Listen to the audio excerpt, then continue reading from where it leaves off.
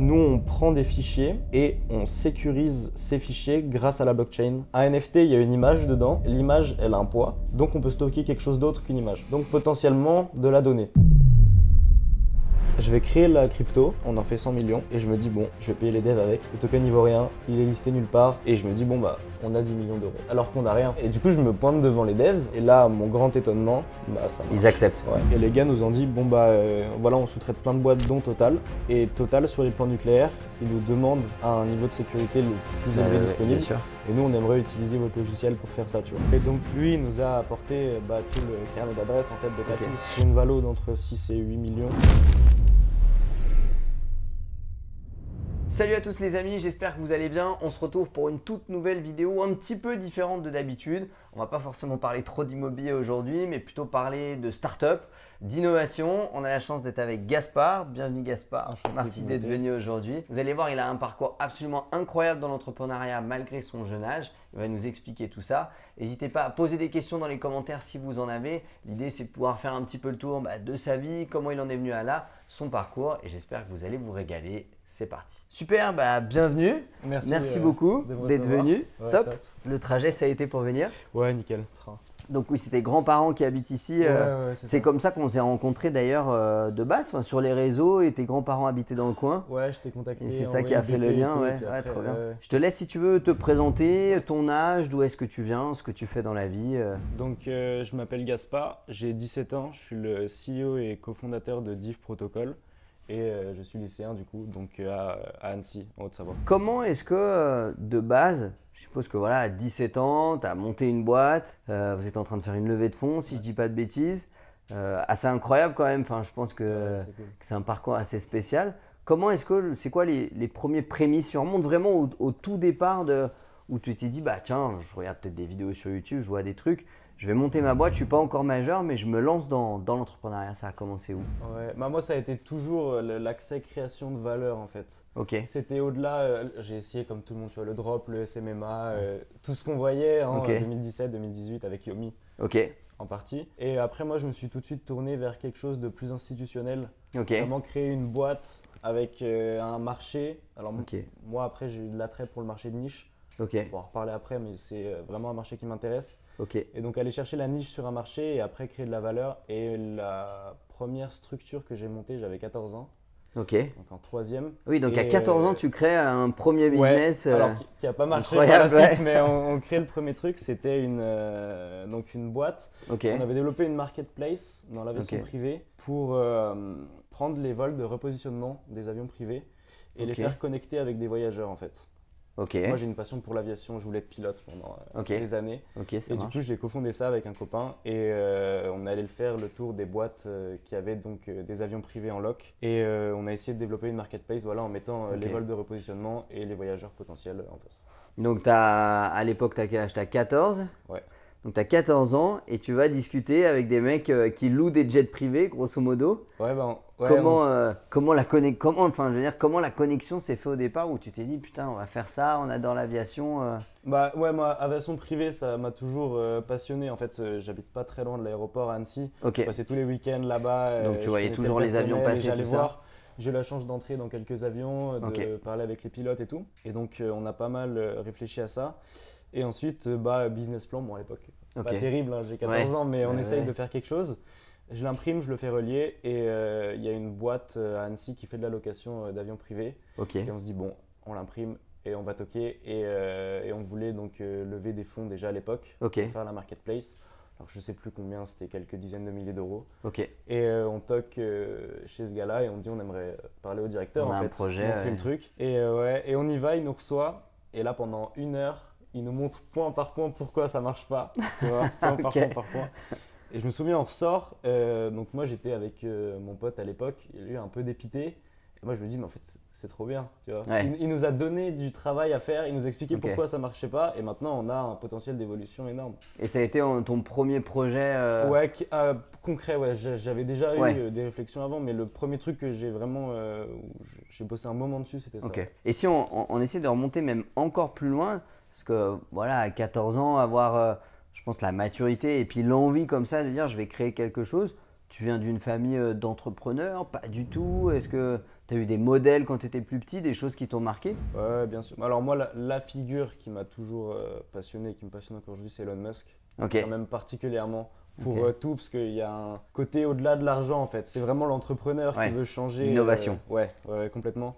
Et non, sinon de famille, oui, j'ai des parents qui travaillent dans l'immobilier. Ok. Et qui ont un parcours entrepreneurial aussi. Alors pas à grande échelle non plus, mais ils ont quand même fait leur bon chemin.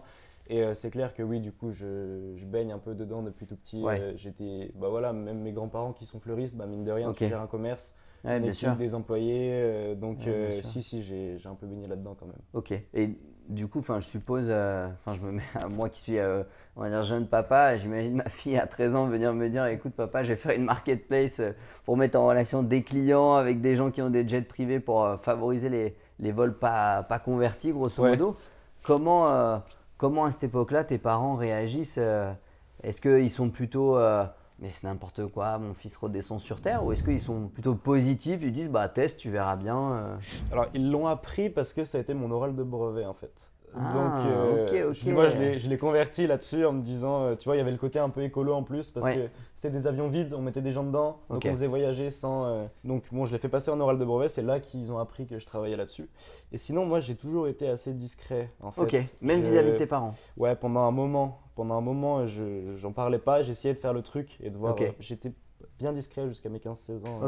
Ok. Donc quand tu es allé voir le mec, pour le coup, la compagnie d'aviation à Annecy, tes parents n'étaient pas forcément au courant Je leur en ai parlé après, je crois. Si.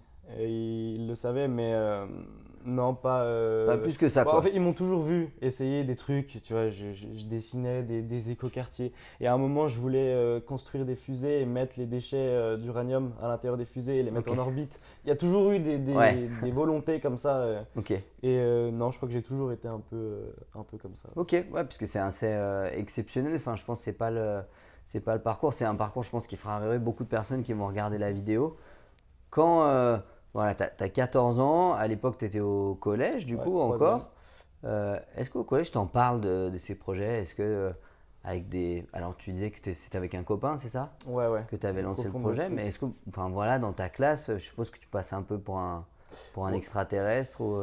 Ouais, socialement, ça a toujours été un peu plus compliqué. Je passais mes récrés, mais tout mon temps au CDI en fait. J'ai imprimé des dossiers, des trucs. Je me souviens, tout ce que je pouvais consommer, je le consommais sur ce marché-là. Et si j'ai fini, j'ai eu à la fin tous mes profs étaient au courant en fait de ce que je faisais. Mais tu n'as jamais eu de remarques, ils t'ont jamais mis de côté ou fait… Non, mais c'était un peu rigolo, tu vois. J'étais un peu le rigolo de la classe qui essayait de faire son truc, mais non, rien de particulièrement malveillant. Des moqueries, tu vois, mais comment tu veux ne pas moquer bien sûr. que c'était… c'est clair. Non, rien de particulier. Ok, parce que c'est assez incroyable. À cette époque-là, tu disais que tu as fait un business plan, que tu l'as relié, que tu allais présenter. Mais bon, tout le monde à 14 ans ne sait pas faire un business plan. Toi, c'est vers quelle plateforme ou quelle source tu t'es orienté pour essayer d'apprendre ces choses-là et que tu conseillerais peut-être à un jeune qui veut se lancer Alors moi, Internet, les blogs, les vidéos YouTube, tout ce qui était consommable. Alors c'était un business plan fait malgré tout par un enfant de 14 ans. Tu vois, l'étude de marché, elle était bien bancale. J'imagine. Mais non, je consommais tout ce qui avait de disponible. Donc plutôt sur Internet? Ouais, YouTube, massivement les blogs, ça m'a beaucoup aidé. Parce que sur les marchés, tu vois, la niche comme l'aviation privée et puis les vols à vide, c'est de la niche. Oui. C'est sur les blogs qu'il y a pas mal pas mal d'infos et des passionnés, je suppose, qui partagent un peu. Ouais, complètement. Et puis après, moi, j'ai la chance de ne pas avoir peur, tu vois, des relations avec les gens. Je me souviens, on appelait, tu vois, des compagnies, on aimerait avoir un avion de là à là juste pour savoir combien ça coûte en fait, parce qu'il n'y a rien de dispo. Et donc on faisait notre. Donc tu prenais le téléphone, t'appelais la compagnie d'aviation. Des boîtes au Luxembourg, tac. Bon. Et au final, ça n'a pas décollé ce premier projet. Déjà, là, la boîte que j'ai refondée, la Div, à 16 ans, 17 ans maintenant, c'est compliqué. Mais à 14, en fait, c'est juste pas possible. Tu ne fais rien. Et heureusement, en réalité, que ça n'a pas marché parce que tu n'as pas la maturité et le recul. J'aurais fait n'importe quoi. Pour gérer donc, derrière. Mais j'ai repris la boîte là, dernièrement. Ah oui, c'est vrai. Je me suis réassocié avec mon copain de l'époque et deux autres mecs. Et on relance le truc. Donc ça, c'était ta première expérience entrepreneuriale, on va dire. Après, tu disais que tu as testé un peu le SMMA, le e-commerce, des choses comme ça. C'était avant, c'était pendant? Non, ça a été après. Ça a été après? Ouais, après. Ok. Ouais, donc, pas forcément de résultats, plutôt des tests à droite à gauche, voir comment ça marche. en fait, je le faisais parce que tout le monde le faisait. Ouais. Tu sais, il y avait cette période un peu et j'étais pas convaincu au fond de moi. C'est pas que je discrédite, tu vois, genre je trouve ça génial, les mecs qui font du drop. Si tu fais du drop, que tu arrives à faire ton argent dessus, que tu es rentable, tu as Oui. trouvé un produit, tu as trouvé ton marché, génial quoi. Ouais. Et si je peux le faire demain, je le fais. Ouais, Mais c'est pas ce qui m'animait. Ok. Moi, ce qui m'anime vraiment, c'est créer de la valeur. C'était l'innovation. Ouais, alors je dis pas qu'il ne crée pas de valeur, mais tu vois, vraiment avoir une structure Ouais, avec bien sûr. changer quelque chose. Oui, bien sûr. Avoir quelque chose où tu crées, où tu pars d'une page blanche et tu construis petit à petit. C'était pas forcément l'aspect commerce qui t'intéressait, si je comprends bien. C'était plus l'aspect recherche, innovation. Ouais, puis faire un changement, tu vois, je sais plus qui disait ça, tu sais, un milliardaire, il a un impact sur 1 milliard de personnes. Oui. C'est avoir un impact sur les gens, outre. Ok. Quand tu étais plus petit, tu sais, quand on est au collège ou des choses comme ça, on étudie Léonard de Vinci, des grands noms comme ça. C'est des choses qui t'ont inspiré aussi ou au final pas plus que ça? Si, tous les grands, tu vois, Alexandre le Grand, toutes les figures qui ont marqué leur histoire et qui ont représenté quelque chose, ça m'a toujours. Ça m'a toujours. Ça t'a toujours intrigué, une sensibilité particulière pour ça? Le pouvoir, en fait, tu vois. Mais le pouvoir sain, parce que ça a toujours des débats. Mais ouais. Donc ça, c'était, on va dire, la deuxième boîte, quelques expériences après dans des business à droite à gauche. Ouais. Et ensuite, un jour, à cette époque-là, tu connaissais déjà le monde de la blockchain, des crypto-monnaies, tout ça, ou pas plus que ça? Alors, c'était quoi la première rencontre avec ce milieu? Ouais, Web3, je commence à m'y intéresser en 2020, il y a 4 ans déjà. Ouais. Ok, donc tu avais 14 ans, 13 ans, 14 ans? Ouais, c'était la même époque. On est en boule, c'était la même époque que Gojjet. Ok. On est en boule, alors j'y regarde de loin, tu vois, je regarde un peu, je consomme un peu le contenu disponible. Et puis on arrive novembre 2021, fin du boule, mais personne ne le sait encore. Et moi je me dis, bon, ça a l'air génial ce truc, il faut que j'investisse, tu vois. Malin en novembre 2021 d'investir. Donc je convainc mon père pendant un bon moment, parce que je suis mineur, j'ai le droit de le faire tout seul. À force de négociations, il finit par accepter que je mette c'était quelques centaines d'euros, tu vois, sur de l'Ether et vraiment la base, parce que je connaissais rien, Cardano à l'époque.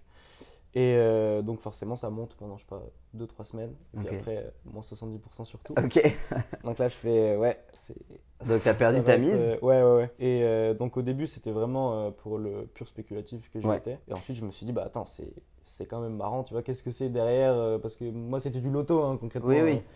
Je me suis dit, bon, ce serait bien que je comprenne au moins comment ça marche, la technologie qu'il y a derrière, quoi. Complètement, ouais. Ok. Et là, du coup, j'ai commencé à me renseigner en concret, j'ai acheté des livres. Ok. Et j'ai commencé à coder mes premiers smarts. Alors, mes premiers smarts, c'était drôle, en fait, c'était, je prenais le nom de mes copains, tu vois, leur surnom, et puis je créais un jeton de leur nom, une crypto, et puis je l'envoyais à tout le monde. Et ça a commencé comme ça, et puis après, de fil en aiguille, j'ai rencontré des gens et j'ai fini par monter. Passionné par le domaine. Comment à 16 ans, tu te dis, bah tiens, j'ai compris à peu près comment ça marche la blockchain, j'ai compris à peu près la notion de smart contract, tout ça, mais comment tu te dis, bah tiens, je vais coder un smart contract moi, ça me paraît un peu incroyable, quoi. Ouais, moi, la tech, c'est toujours un truc. Tu vois, je repensais les premières interactions que j'ai eues avec la tech. C'était au collège. Je codais des virus, tu vois, en point .bat. Donc, des trucs vraiment, vraiment basiques. Mais c'était mes premières interactions. Et que tu apprenais en regardant sur YouTube, des tutos sur YouTube YouTube, ils n'avaient pas le droit, je crois. Enfin, il y en avait certains où tu les cherchais un peu plus loin que YouTube. Si t'expliques comment créer un virus.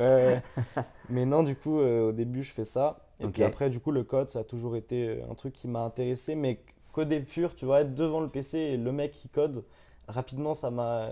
Ça t'a pas satisfait plus que ça. Moi, ce qui me plaît, c'est comprendre les concepts.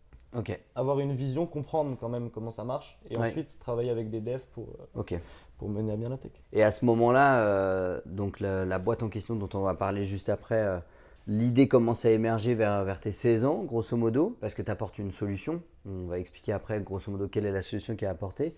Mais comment, à un moment, tu t'es dit, comment c'est venu cette idée? Est-ce que c'est venu comme ça? Tu t'es levé un matin, tu te dis, putain, il y a ça comme problème, en fait. Je vais résoudre ce problème en créant une boîte et en créant un produit derrière. Comment le cheminement s'est fait? L'idée qui est venue… alors moi, j'ai eu la chance de rencontrer Loïc Breton et Mathieu Gunfey, les CEO et CEO de Galéon. C'est une boîte sur Annecy donc eux, ils ont des logiciels pour les hôpitaux. D'accord. Ils ont une crypto-monnaie aussi, et donc ils travaillent avec la blockchain. Et donc je les ai rencontrés, on a eu des relations par la suite, on a pas mal discuté. Je suis allé en stage dans leur startup à Annecy. Et là, ça a été le déclic en fait, parce que tout ce que je faisais tout seul depuis. Tu t'es rendu compte que tu n'étais pas tout seul? Bah non, là je vois des gens qui font ce que j'adore faire toute la journée, ouais, ils sont payés pour ça. Je dis, oh, génial, tu vois. À cette époque-là, j'avais déjà pensé à Div, mais l'idée de base, c'est plus du tout ce qu'on a aujourd'hui. Tu vois, ça a complètement évolué. Quand j'avais rencontré Oussama, ce que je lui avais pitché, c'était pas du tout ce qu'on a aujourd'hui. Et donc, oui, non, l'idée de base, c'était vraiment simplement de se dire. Vraiment pour le basique du basique, on a un NFT. Un NFT, il y a une image dedans. L'image, elle a un poids. Tu vois, c'est du stockage. Donc, on peut stocker quelque chose d'autre qu'une image.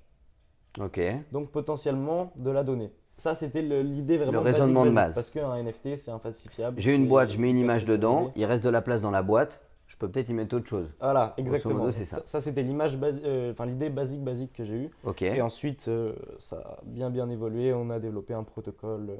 Donc aujourd'hui, si tu devais résumer, on va dire en 2-3 phrases, qu'est-ce que fait l'entreprise? Alors en très simple. Le plus simplifié possible pour les gens qui connaissent rien du tout à la blockchain, aux crypto, tout ça. On est le plus basique, enfin le plus simplement. Nous, on prend des fichiers, on a un logiciel et on sécurise ces fichiers grâce à la blockchain en partie. Donc c'est un peu comme un Google Drive, on pourrait dire. Ouais, alors pour l'instant, là, donc vu qu'on est en développement, on a un MVP qui n'agit pas comme un cloud. D'accord. On a juste le logiciel lui-même et on peut faire correspondre les fichiers dedans et les sécuriser sur la blockchain. À l'avenir, on a pour objectif de faire un cloud, Mais pour résumer, oui, c'est ça. On scelle les données en fait.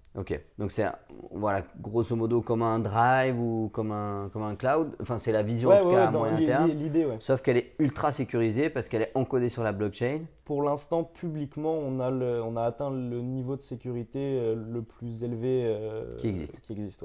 On n'a pas de. Alors, on a des boîtes qui commencent à essayer de faire tâtonner la même chose. Pour l'instant, on est les seuls à proposer ça. Alors, on ne le propose pas encore publiquement, mais ouais. C'est quelque chose qui est breveté, c'est quelque chose sur lequel vous avez bossé pour justement sécuriser le truc. On est toujours en cours de dépôt de brevet dessus.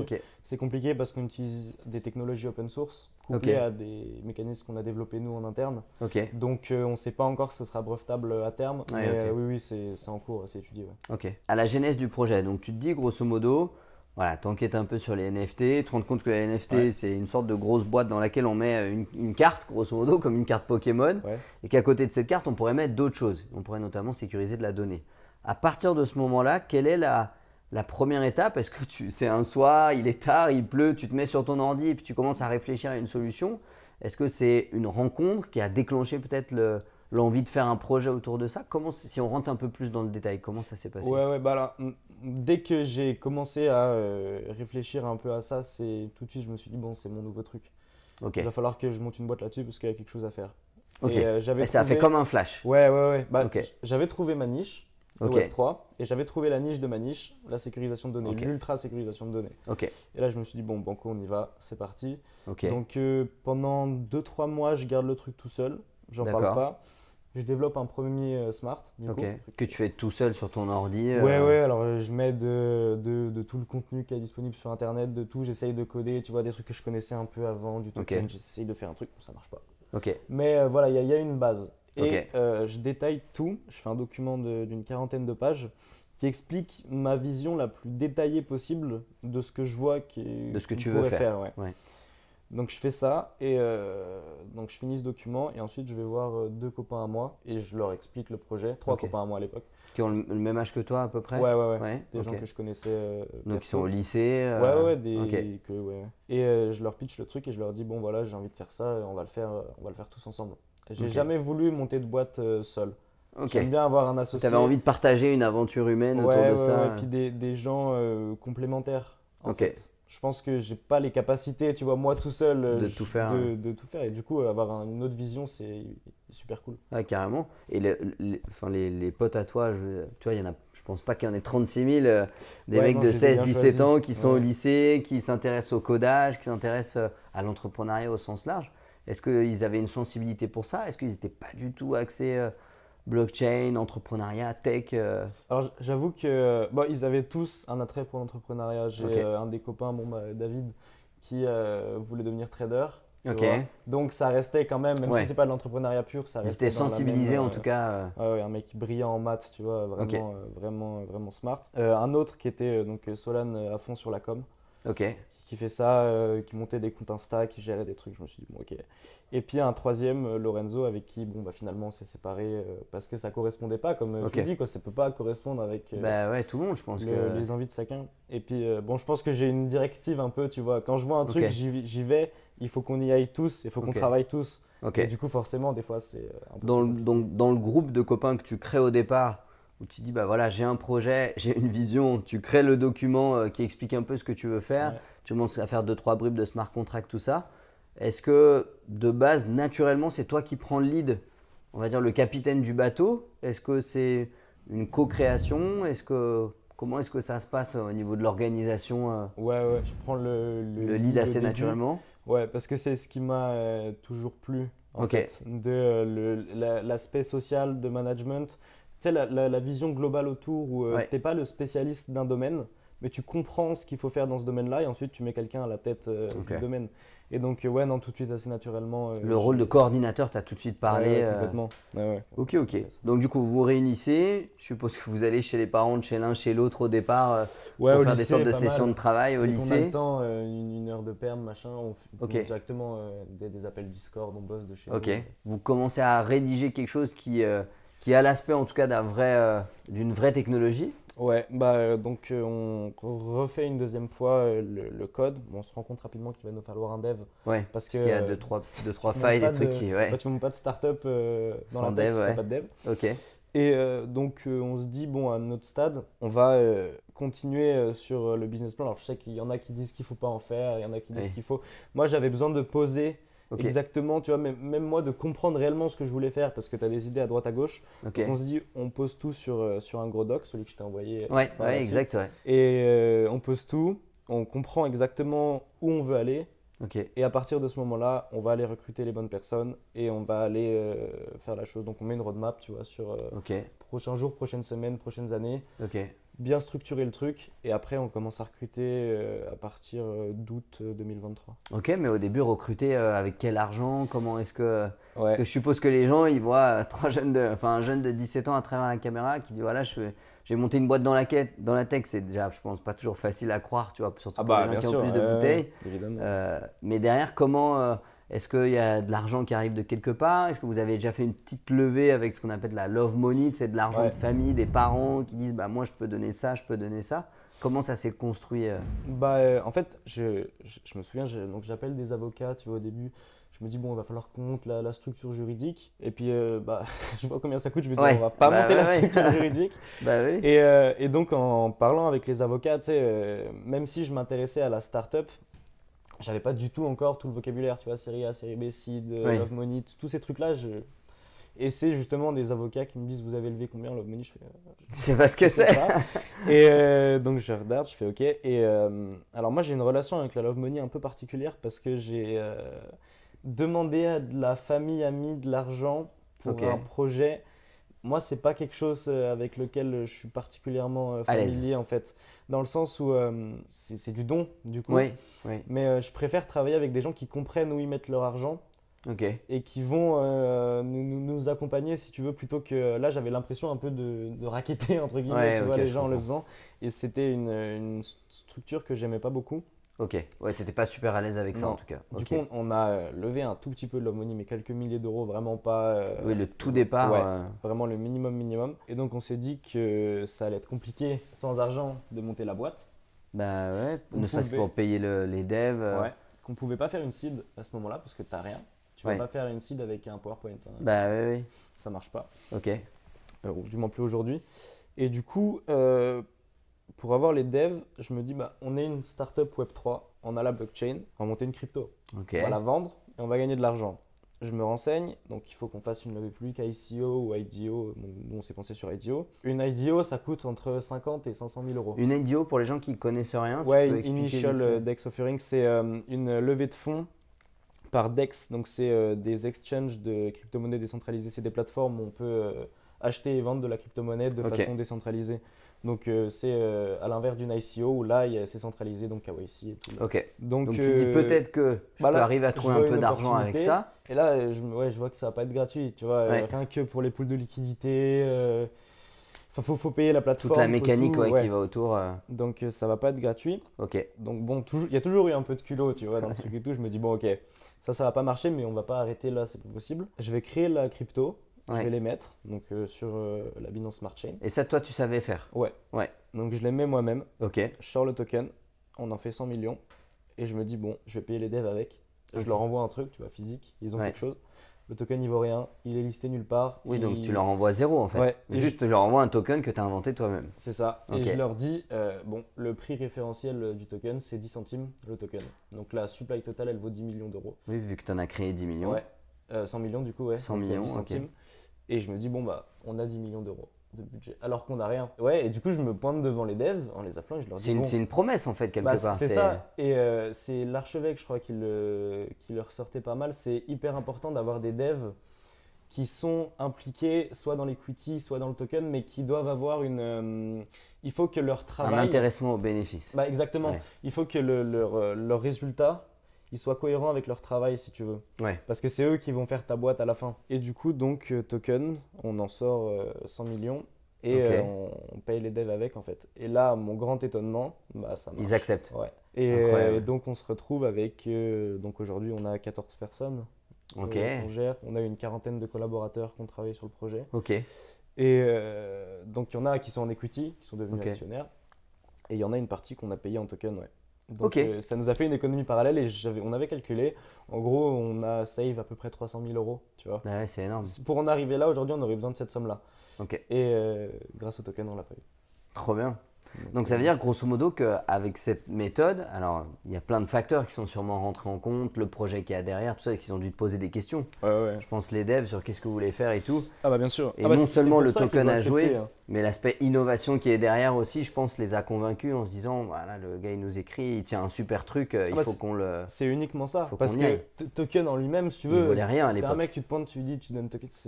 Mais ça vaut peanut, c'est comme si tu donnes une carte Pokémon qui vaut rien. Ouais, et c'est ce qui nous rassurait en fait sur le fait qu'ils nous suivent, c'est que c'est des gars qui nous suivaient parce qu'ils croyaient en le projet et parce qu'ils voyaient le truc. Et quand tu es prêt à consacrer des centaines d'heures sur un projet, juste parce que justement la techno a l'air cool et que tu te dis si la techno marche, le token va marcher donc je vais gagner de l'argent, bah là ça crée une mécanique, en fait c'est beaucoup plus sain. Si tu veux, tu travailles avec des gens qui sont convaincus par ce que tu fais.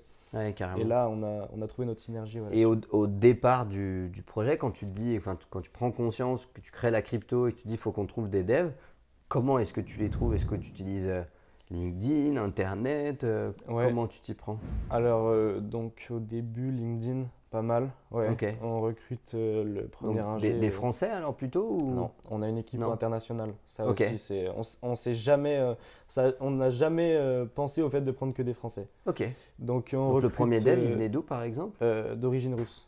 Il était russe. Ouais, ok. Mais du coup, il parlait un peu anglais. Anglais, ouais. Anglais. Et toi, tu arrivais aussi, tu parlais un peu anglais. Ouais, bah j'ai pas eu le choix. Ouais, tu faisais de l'anglais. Tu te débrouillais quoi.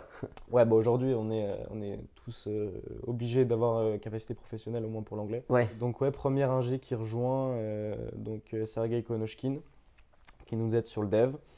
Et puis ensuite. Via LinkedIn, tu tombes sur lui via. Ouais, je vois, tac, ok. Et tu lui écris. Web3, il a travaillé chez Contractus. Bon, message, on peut faire un appel, 2 appels, 3 appels. Je lui fais une proposition. Ici, c'est parti. Et lui, il nous suit depuis 1 an et demi. Ouais. Ok. Et c'était le premier à faire du développement, mis à part toi, qui en faisait déjà un petit peu. À venir nous soulager, ouais. Et puis après, alors nous, bon, bah, tu vois, c'est la chance quand même et les circonstances, ça joue toujours. Nous, on a eu 2 devs qui nous ont rejoints par la suite, qui sont aussi de mon lycée. Ah, trop bien. Mais alors là, par contre, eux, c'est un niveau.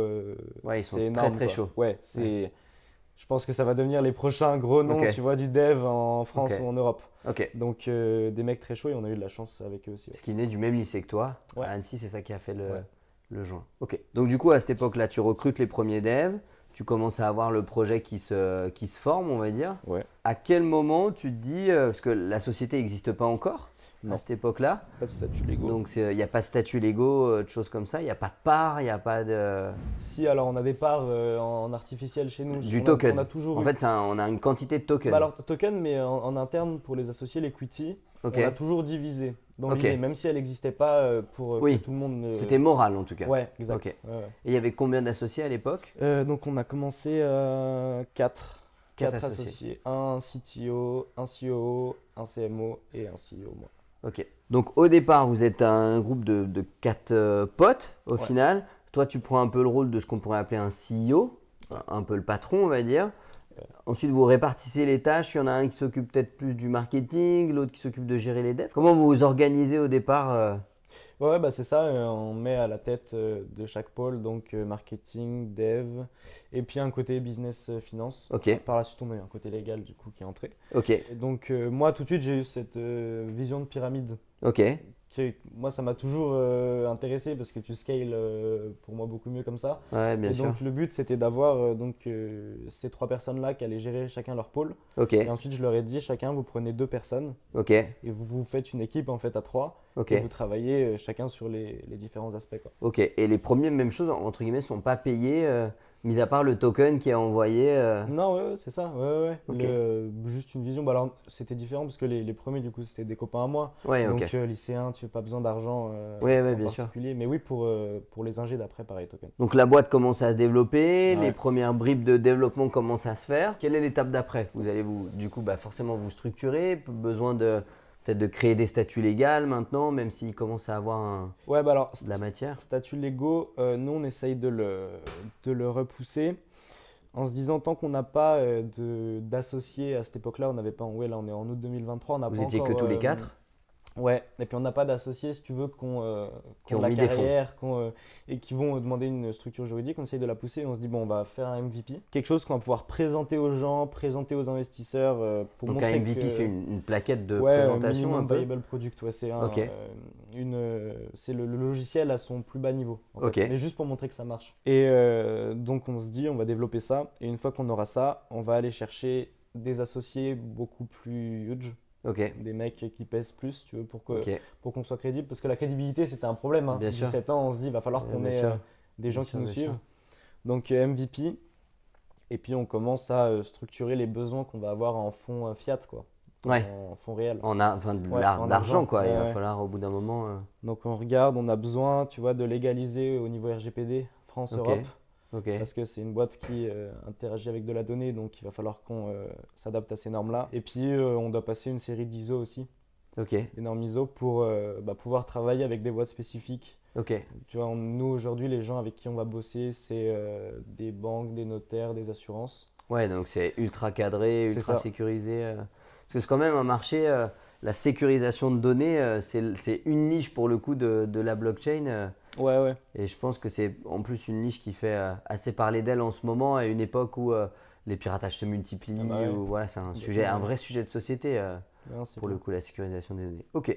Donc commencez à vous structurer. À partir de quel moment vous vous dites, bon, il faut qu'on rencontre des gens parce qu'il faut qu'on fasse une sorte de levée de fonds un peu, grosso Ouais, modo, une c'est cible. ça, pour passer à Ouais. l'étape d'après. Ouais, à partir de septembre, octobre, 2023 du Ouais. coup. Ouais. on se dit qu'il va falloir qu'on rencontre du monde, ouais. Ouais. Comment est-ce que vous y… Parce qu'à ce moment-là, je veux dire, vous êtes 4 jeunes à Annecy. Bah, on est nulle part, on est personne. Alors, Exactement. aujourd'hui, on est toujours pas grand monde, hein, Oui, mais je veux dire, à tu vois, le l'époque, point on de est départ. vraiment, tu tapes le nom sur tête, il n'y a rien Ouais. du tout. On a eu un site, on est passé par 7 sites différents, mais Ok. minables, quoi. Et vous avez le fameux MVP, Ouais. donc la version la plus simple du logiciel qui est créée, Qui est une dispo. vision. Alors, une première MVP, on en a Ok. eu 4 au total, là on Ok. est à la 4e. Donc, on a une première MVP. Et on se dit tout de suite, pour être crédible, va falloir qu'on passe dans des médias institutionnels. Ok. Moi, c'est ma vision directe. Je me dis, il faut qu'on tape un journal ou quelque chose comme ça. Ok. Et je ne m'attendais pas spécialement à avoir des gens depuis ce journal qui vont venir nous contacter, Ok. mais plutôt à pouvoir le poser en montrant, voilà, on a fait ça et à côté, il y a un institutionnel qui nous a quand même relayé, tu vois, donc il y a… Il y a une social proof. Ouais, comme un peu comme plus on appelle concret, ça. ouais. Et donc, je contacte un journaliste du Dauphiné qui est le journal sur Lyon, D'accord. Annecy, dans le coin, quoi. Ok. Et donc je le contacte et il est OK pour nous faire un article. Et il accepte. Donc il nous interviewe en août, août-septembre. Ouais, ok, rentrée de l'année dernière, quoi. Ouais. Donc il nous fait l'interview et puis il publie l'article. Ok, trop bien. Et la réaction qu'on ne s'attendait pas du tout, en fait, c'est que ça fait plus de bruit que ce qu'on pensait. Ouais. Moi, je m'attendais à rien du tout, juste à pouvoir le prendre pour montrer. L'utiliser. Et aussi, donc il y avait le nom, tu vois, Div Protocol. On s'est dit, Ouais. quand on tape Div sur Internet, on tombe sur l'article, ça fait une social proof en plus. Et là, en fait, on se retrouve, tu vois, sur le compte Insta de notre collège, il republie l'article. Ah, trop bien. Je me balade, moi, je vais dans un commerce Super U en bas. Il y a le patron du Super U qui vient me voir, on a vu votre article, continuez.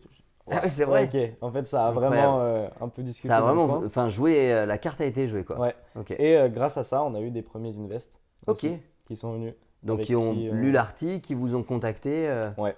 qui ont trouvé c'est super. On en a eu plusieurs et il y en a un avec qui c'est en train de se concrétiser là, sur l'acide. Ok. Donc, ouais, comme quoi, alors c'était vraiment pas. C'était pas gagné de base, quoi. Non. Ah, c'était pas gagné de base. Et ouais, on a eu ça et puis par la suite, on est passé dans Crypto News, d'autres journaux. 2-3 médias après, peut-être plus dédiés aux crypto. Ouais, complètement. Et donc là, actuellement, vous êtes en pleine levée de fonds. Une levée de fonds de combien, si c'est pas Entre 1 million et 1,4 million. Entre 1 million et 1,4 million et qui va permettre de faire la V1. Ouais, c'est ça. Vraiment du logiciel. Ouais, qui va nous permettre, le but avec cette levée-là, donc, c'est de passer toutes les certifs, de faire auditer le logiciel. On a déjà fait faire des audits, mais il en faut un paquet, tu vois. Et d'avoir un produit qui fonctionne et qu'on va pouvoir commercialiser. L'objectif, ce serait de le faire d'ici 1 an et demi, la commercialisation officielle. Donc c'est un produit, ce logiciel, qui va être destiné aux particuliers, aux professionnels, pour sécuriser de la donnée Alors en fait, au final, 80% de notre marché, ça va être du B2B.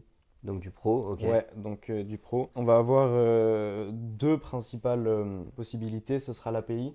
Ok. Donc on va permettre aux sociétés qui ont déjà un logiciel qui structure un CRM interne, données, voilà. de pouvoir appliquer l'API de notre logiciel dans leur logiciel. Ok. Donc grosso modo, si j'explique pour les gens qui ne savent pas comment ça fonctionne, eux ils ont déjà leur logiciel interne. Je prends un exemple que je connais, une agence immobilière. Ouais. Ils ont déjà leur truc interne qui est un logiciel soit qu'ils ont acheté, soit qu'ils ont développé pour les grosses agences. Et toi, tu vas venir grosso modo coller le tien qui va venir se rajouter sur le leur. C'est ça, ça va faire une branche de leur logiciel. Pour trop bien. Ce qui évite à eux de changer et ce qui leur permet pour tout le stockage de données, la sécurisation des données, c'est dans la branche de leur logiciel et toi, tu peux venir te greffer dessus. Ouais, concrètement. Tu vois, l'idée de l'API en elle-même, elle nous est venue à la suite du Dauphiné aussi quand on a été contacté par une boîte qui sous-traite les données nucléaires de Total. D'accord. Et donc les gars sont venus nous voir, on a fait quelques rendez-vous avec eux, c'est un gros cloud français. Ok. Et les gars nous ont dit, voilà, on sous-traite plein de boîtes dont Total. Et Total, sur les plans nucléaires, ils nous demandent un niveau de sécurité le plus élevé disponible. Bien sûr. Et nous, on aimerait utiliser votre logiciel pour faire ça, tu vois. Donc on leur montre le truc et alors, vu qu'on n'a pas encore en possibilité de le livrer, on est toujours en échange avec eux et on le fera dès que c'est possible. Sera possible. Ok. Donc là, actuellement, sur les 1,4 million, vous avez déjà trouvé des investisseurs pour un certain montant. C'est le tout début Non, là, la seed est en cours. Alors, je ne peux pas communiquer publiquement tant qu'il n'y a rien qui est fait. Mais voilà, sur une valo d'entre 6 et 8 millions, du coup, global. Et, ça, c'est énorme. Ouais, ça fait une belle valo pour 8 millions. Et comment tu l'as trouvé, la valorisation de la boîte, puisque grosso modo, pour les gens qui ne savent pas comment ça fonctionne, quand on veut investir dans une start-up, le fondateur, en général, ou les fondateurs, disent nous, on pense que notre boîte, elle vaut tant. Donc, si vous voulez tant de pourcents du capital, ça fera tant. Grosso modo, c'est une division, quoi. Est-ce que la valo, c'est toi, tu t'es dit, moi, je pense que ce que j'ai fait, ça vaut tant? Est-ce que c'est des gens que tu as connus qui t'ont dit, écoute, moi, je pense qu'en termes de valo, avec ce que vous avez déjà créé, le potentiel, placez-vous à temps. Comment est-ce que ça s'est fait pour trouver ça? Non, mais j'ai pas le. Je me serais pas permis moi-même de setup la valo. J'en avais aucune idée du tout. D'ailleurs, on aurait pu se faire bouffer si. J'étais pas allé demander conseil, mais donc non, on a eu la chance d'être en contact avec pas mal de grands entrepreneurs français et internationaux. Ok. Alors le point de départ, ça a été l'article. Et un tel qui en a parlé à un tel, qui en a parlé à un tel. Et alors, ça a été une mise en relation progressive ou est-ce qu'il y a eu une personne clé un peu? Non, il y a eu une personne qui est entrée au capital, donc qui s'appelle Camille Lantourne. C'est le fils de Maurice Lantourne qui a été l'avocat de Tapie pendant un peu plus de 30 ans. De Bernard Tapie, trop bien. Et qui est entré donc au capital de la boîte aujourd'hui qui est DG. Ok. Et donc lui, il nous a apporté tout le carnet d'adresses en fait de tapis. Ok. Donc bon, par principe, je tairai les noms, mais quand tu penses à un milliardaire Oui. français qui a fait de l'entrepreneuriat et à peu près self-made, on l'a rencontré et Ok. il nous a déjà conseillé. Ok. Donc on trop a eu bien. cette immense chance-là. C'est pour ça qu'on l'a... Et ça s'est fait assez vite en fait grâce à… Parce que souvent quand on souhaite faire une levée de fonds, la plupart des gens pensent à avoir de l'argent Ouais. pour continuer le projet. Mais c'est vrai qu'il y a certains investisseurs, enfin beaucoup de personnes qui regardent cette chaîne YouTube, regardent l'émission Qui veut être mon associé sur Ouais. M6, et il y en a beaucoup qui le disent, qui cherchent aussi du conseil, le fait d'être aiguillé, surtout je pense à ton âge où c'est ta première vraie expérience Ouais. entrepreneuriale, où tu n'as pas forcément de référence derrière pour comparer ce qui t'arrive, ce qu'il faut faire, ce qu'il ne faut pas faire. D'où l'intérêt d'apprendre des erreurs des autres. Et là, pour le coup, ça a été cette personne clé que vous avez rencontré, qui a vu l'article dans le journal du coup. Ouais, alors on avait déjà des relations en perso. J'étais pas au courant de son activité avec sa famille, mais on se connaissait personnellement, ouais. D'accord, ok. Et de fil en aiguille. Parce qu'il vient de pas très loin où tu habites ou… Ouais, ok, vous êtes originaire de la même ville. On se connaît un peu. Bon, lui, il est parisien, mais Ok. il est là. Et du coup, au fur et à mesure d'échanges, on a fini par se côtoyer, par faire ça. Et puis oui, c'est ce que tu disais, c'est ce dont on parlait tout à l'heure. Outre l'investissement, nous, ce qu'on cherche vraiment, c'est des gens, de l'aide, des quoi, personnes. un petit peu. Parce que une fois que tu as levé avec un mec en seed, il va prendre quand même une bonne part de ton capital. Ouais. Tu vas être pieds et poings liés jusqu'à ce que tu vendes. Ouais. Donc, même si nous, on n'a pas pour objectif de vendre, mais voilà, tu vois, tu vas être avec la personne, donc il faut que tu aies une vision cohérente. Ouais. Et c'est ce qu'on dit, si on avait voulu faire uniquement la seed et l'argent, je pense qu'on l'aurait déjà fini là. Tu vois, les 1 million, 1,4 million, on les aurait bouclés, mais c'est pas le but et on va l'étendre sur plusieurs mois pour avoir le temps de voir tout le monde, de voir les visions de tout le monde et d'essayer de s'associer stratégiquement avec les bonnes personnes. Avec les bonnes personnes. Est-ce que ça vous est arrivé là, vous avez débuté en début d'année, grosso modo, la levée de fonds Ouais, la levée, ça doit faire. Ouais, c'est ça, 3 mois. Ouais, à peu près 3 mois. Est-ce que ça vous est arrivé de refuser quelqu'un qui vous dit moi je vous propose 50 000 € pour X%? Ah bah bien sûr. Et donc alors des refus là, on en a fait plusieurs. Alors c'est pas des refus catégoriques. C'est plus on va dire temporairement on met votre offre de côté parce que on va aller voir d'autres gens et on va prendre le temps de décider la chose. Plus parce que le montant est pas le bon, plus parce que la personne met un ticket, mais elle comprend pas trop comment ça marche, mais juste elle se dit qu'un jeune de 17 ans qui monte une boîte, elle met un ticket, il y a quand même de bonnes chances qu'elle gagne un peu d'argent au final. Comment… Non, les montants, ils sont cohérents à chaque fois. Alors forcément, il y a eu des moments où il y avait des négos un peu plus particulières, mais c'est surtout qu'on n'a pas envie, si tu veux, d'être avec une seule personne qui va prendre toute la seed et… Est-ce que ça a été le cas de quelqu'un qui vous a proposé… L'intégralité, non. Mais on a travaillé avec des VC, gros VC français. Donc des fonds d'investissement, ouais. Et on a eu des possibilités avec eux, sauf que, encore une fois… Ils vous diluaient beaucoup? C'est quoi qui vous a freiné moi, ce qui me freinait, en tout cas en perso, c'était déjà le social, l'idée d'être avec une seule personne ou une seule structure. Moi, j'aimerais bien qu'on fasse la seed avec au moins 2 ou 3 personnes. Et surtout, c'est ce que je dis… Pas que des fonds. Non, déjà, de un an, même si ça a des avantages énormes. Hein. Bien sûr. Mais c'est surtout d'avoir des gens qui viennent d'horizons un peu différents, qui ont des visions un peu différentes. Et au-delà juste de l'argent, c'est même pas tant l'argent qui importe qu'on lève 1 million, 1,4 million. Je préfère qu'on lève 1 million avec des mecs ultra brillants qui vont nous aider, tu vois, sur les 5 prochaines années, qui vont nous aiguiller et qui vont avoir une vision intéressante, que 1,4 million pour un rentier, tu vois, où le mec il va être là toutes les semaines, il va t'appeler, combien il vaut mon argent maintenant. C'était pas votre vision. Je pense que ça doit pas être facile, première boîte, tu sais pas trop si ça va marcher, pas marcher. Toi pour le coup, tu étais convaincu de la technologie, mais je pense que la première fois on te propose un chèque qui est quand même vachement intéressant, tu te dis ça peut être le démarrage de la fusée, mais je vais pas le prendre. Surtout que le premier, on l'a eu très tôt. Il y a 1 an. Il y a 1 an. On a eu la première propos il y a 1 an. Elle s'est négociée pendant 4-5 mois. Et au bout de 5 mois, j'ai fini par refuser. Et donc, c'était, je peux le dire, à l'époque, c'était 200 000 € pour 10% de la boîte. Donc, valorisation à 2 millions d'euros. Donc, à l'époque, quand on n'avait rien, il n'y avait pas. Le MVP, il était pourri, il marchait à moitié. Tu vois, on n'avait personne dans la boîte, il n'y avait rien du tout.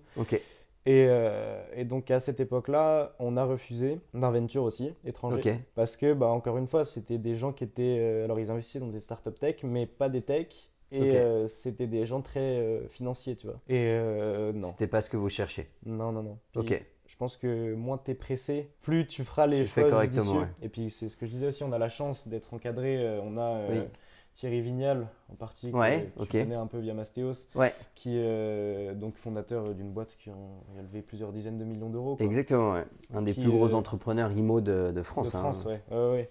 Qui nous suit depuis un petit moment, qui nous aiguille. On a la chance aussi d'être encadré par le cabinet d'avocats Clifford.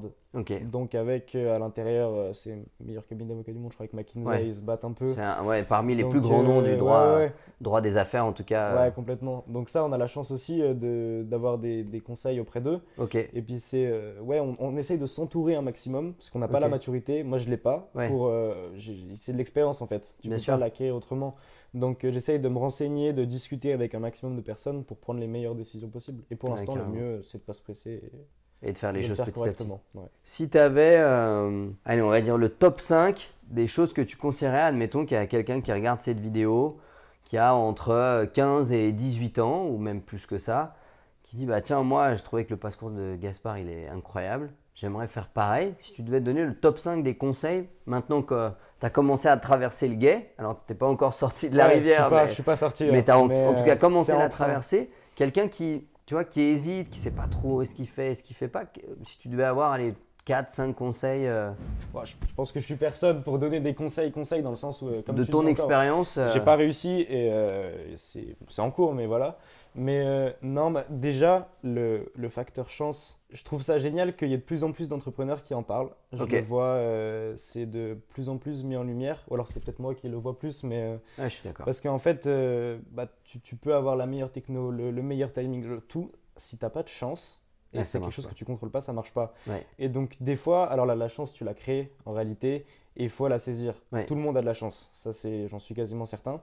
Mais du coup, vraiment prendre les opportunités quand elles sont devant toi et aller en extraire le maximum. C'est pas parce que tu as l'opportunité, que tu interagis un peu avec, que tu vas avoir des résultats. Non, il faut la prendre, la travailler et l'extraire. Donc il faut savoir saisir sa chance. Ouais, quand tu l'as. Et donc déjà ça. Et puis après, comme d'hab, le travail, beaucoup de travail. S'entourer des bonnes personnes. Moi, c'est ce que je dis. J'ai encore rien fait. Et j'apprends beaucoup de gens bien meilleurs que moi qui ont déjà fait des choses. Et essayer d'avoir un maximum d'humilité et d'aller écouter les gens. Moi, je lis beaucoup, je parle beaucoup. Et j'essaye de comprendre, si tu veux, comment ça marche, ce que les gens ont fait. On peut être curieux là-dessus. Donc la curiosité. Faire quelque chose qui te plaît aussi. Moi, la tech, c'est quelque chose qui me plaît. L'entrepreneuriat, je suis persuadé que c'est ce qui va drainer ma vie. Et être content, tu vois, avoir l'envie, si c'est que de la discipline, sans motivation réelle. Si c'est que pour l'argent. Ça marche pas. Ça se perd. Et donc faire quelque chose où concrètement, tu vois, tu te mets devant ton PC, tu vas aller travailler pendant des heures, mais tu es heureux de le faire et ça te stimule. Quelque chose qui te stimule mentalement, tu vois. Ou à la fin, tu es heureux, tu sécrètes de l'endorphine, des vraies bonnes hormones du plaisir. Et ça, c'est important, je pense. Donc ce serait ton top 3. Trop bien.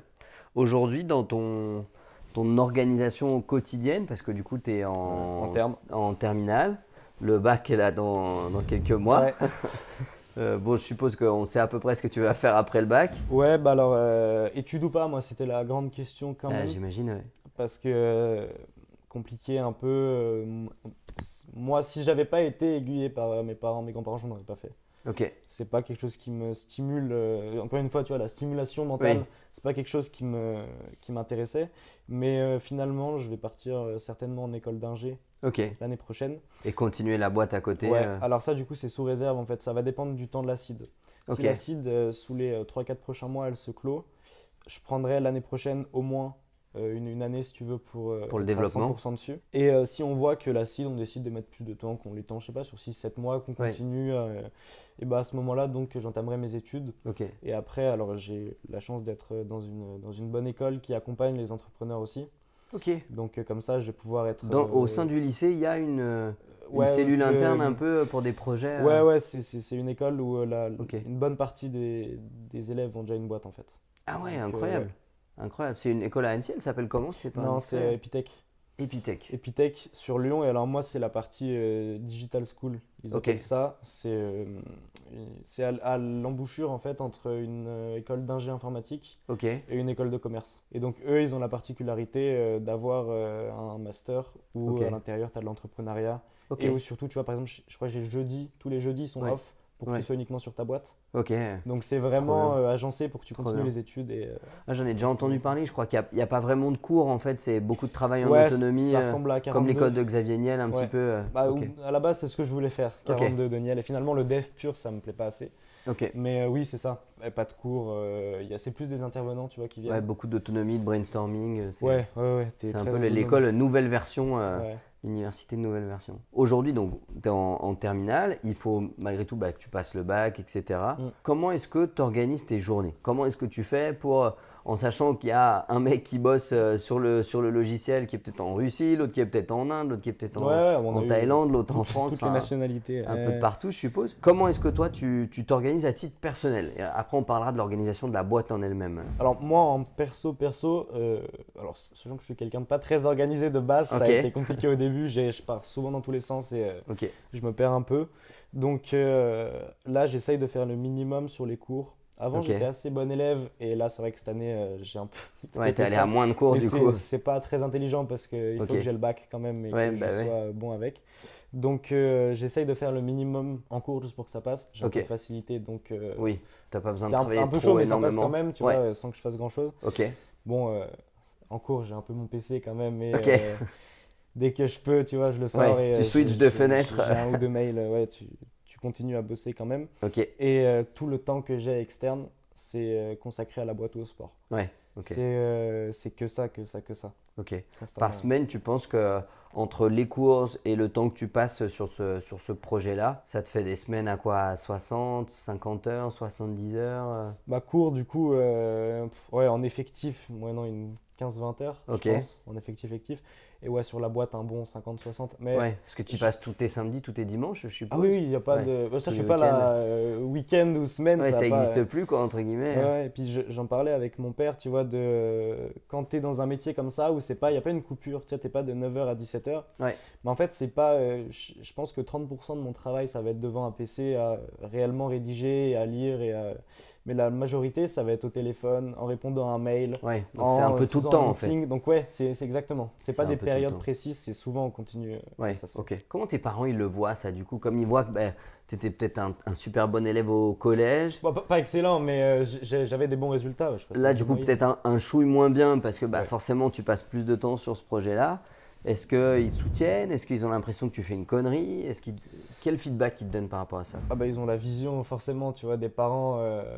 Moi en plus j'ai des parents qui ont fait des études quand même. Ma mec bac plus 7 et mon père bac plus 5. Donc ils en ont fait un peu quand même, tu vois, avant. Et du coup ils me poussent vraiment scolairement à continuer. Quand moi c'est moins du coup ma volonté. Mais… ça peut être sujet de dispute parfois, de clash un peu. Forcément c'est tendu ça un peu. Ça peut chauffer un peu, je pense, parfois. Oui, ça c'est obligatoire. Mais non, malgré tout, ils comprennent quand même. En fait, c'est assez simple. Je pense que tu peux pousser, tu vois, ton enfant parce qu'il n'a pas encore le recul et la maturité. Donc, tu peux le pousser dans des choix que tu considères, toi, comme étant bon pour lui. Mais c'est dans une limite, en fait, où concrètement, quand tu te rends compte que réellement, ce qui te passionne, c'est ça, et que… Ou alors, tu es sûr que l'autre chose ne va pas te passionner, tu vois. Et là, forcément, ça devient un peu plus flex. Et moi, typiquement, le métier d'employé… Alors, bon, tu vois, j'ai bossé à McDo. Moi, l'année dernière, j'ai bossé en usine cet été pour pouvoir payer une partie, tu vois, de div, bien sûr. des trucs. Donc, la valeur du travail et de l'argent, je l'ai. Tu la connais, Mais surtout, j'ai compris qu'un travail en tant qu'employé… Ça serait pas fait pour toi? Ça me stimule pas. Il n'y a pas assez de responsabilités, de charges, de possibilités d'évolution. Ça t'ennuie? Donc, donc non, l'école, c'est un peu moins mon truc. Et au début où du coup vous commencez à créer la boîte, il commence à y avoir plusieurs collaborateurs, tout ça, est-ce que vous avez utilisé sur la chaîne YouTube, on essaie de parler pas mal de productivité justement, je pense que c'est vraiment une des clés pour performer dans tous les domaines de sa vie, perso, pro et tout, c'est de s'organiser correctement. Tu disais d'ailleurs que tu étais quelqu'un de base peut-être plus bordélique qu'organisé. D'origine, dans tous les sens. Comment est-ce que pour la boîte, du coup, tu as fait pour structurer tel mec fait telle tâche tel jour, moi je vais faire ça, moi je vais faire ça? On n'a peu le choix en fait. Si on le fait pas, au tout début du coup, c'était pas structuré quand on était que 2-3. Et là, quand on a commencé à avoir du monde, il a fallu qu'on change drastiquement les choses. Donc on utilise des outils, on a Asana. Asana, ok, trop bien. Dont on se sert pour gérer les tâches de tout le monde. Et moi, ça me fait, tu vois, un point de vue global. Global, je sais, macro. Qui fait quoi tant, à la deadline de tout le monde. Donc ça, c'est génial comme outil, franchement. On a des suivis. Moi, j'ai des tableaux Excel, un peu ancienne école, mais je remets dessus. Pour les différentes étapes qui rédigent tel protocole en ce moment. Exact. Donc j'ai la visu de tout le monde. On a une réunion hebdomadaire qu'on fait tous les mercredis soirs. Et puis moi après c'est constamment, je suis en échange avec tout le monde en direct. Les 14 personnes. WhatsApp, Slack, Telegram, WhatsApp. Telegram. Et puis je sais pas, je dois appeler peut-être 3 fois par semaine chaque personne de l'équipe au minimum. Pour voir un peu où il en est, ce qu'il a fait. Pour être tenu de tout le monde. Donc ça fait que j'ai toujours, tu vois, le lien. Ouais, parce que c'est toi qui fais office de manager du coup. Oui. Si les gens veulent suivre ton parcours, suivre l'aventure de la boîte, tout ça, où est-ce qu'on peut te retrouver Alors moi je diffuse pas beaucoup mon contenu perso, j'ai pas trop le temps de me mettre à ça. Mais non, on a le site. Un site internet qu'on mettra dans la description de la vidéo. On a le Telegram, on est 12 000 membres là, donc on commence à avoir une petite commune. Ok, trop bien. On a le Telegram de Div et puis le Twitter, bientôt les 10 000 abonnés je crois. Twitter, donc, trop bien. Sur le Telegram du coup vous mettez un peu les nouvelles infos. Toutes les news, on répond à tout le monde. On a un Telegram pour les news, un Telegram pour le chat. Et on est actif dessus. Donc Discord aussi. Discord aussi, trop bien. Donc, ok, trop bien, super. Merci beaucoup d'être venu aujourd'hui. Plein de courage pour la suite de la levée. Et puis peut-être un plateau dans une prochaine vidéo quand on aura avancé, on refera la V2 avec la version finale. Super, trop bien, merci à toi. Merci beaucoup Timothée.